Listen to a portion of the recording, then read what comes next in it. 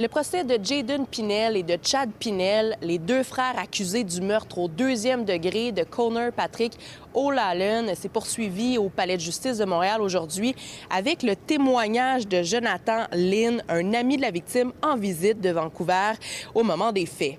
Dans la nuit du 17 au 18 mai 2024, une chicane entre voisins aurait éclaté dans un immeuble résidentiel de Saint-Henri et aurait mené à une altercation fatale causant la mort de Conor Patrick O'Lallen.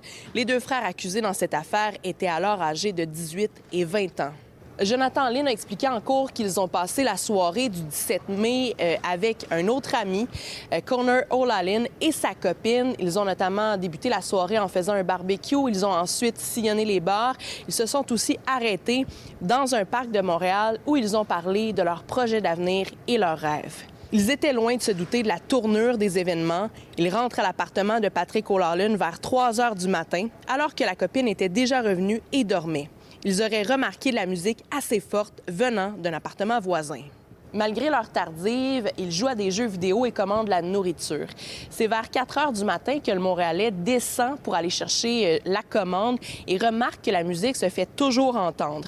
Curieux, Conor O'Lallen aurait alors décidé d'aller voir ce qui se passait chez ses voisins. Jonathan Lynn, lui, était fatigué et se rendait à la salle de bain. Il aurait alors vu son ami cogner à la porte de ses voisins en souriant. Ce sont les frères Pinel qui auraient ouvert la porte, même s'ils n'étaient pas chez eux. Ils étaient en visite chez deux jeunes femmes qui résidaient dans l'appartement. La discussion aurait été cordiale. Moins de 10 minutes plus tard, Jonathan Lynn aurait entendu de l'agitation alors qu'il était toujours dans la salle de bain. Il aurait ouvert la porte pour découvrir son ami au sol, poignardé à l'abdomen. La copine de Conor O'Lallen, elle aussi sur place, aurait alors hurlé sur l'une des personnes présentes dans le corridor. L'un des hommes aurait pris le téléphone de Jonathan Lynn avant de lui lancer dessus. Les services d'urgence et la police sont arrivés quelques minutes plus tard. C'est à l'hôpital où le décès de la victime a malheureusement été constaté. Le procès, qui est présidé par la juge Catherine Perrault, s'est amorcé la semaine dernière. À Montréal, Élie Mercure, pour Nouveau Info.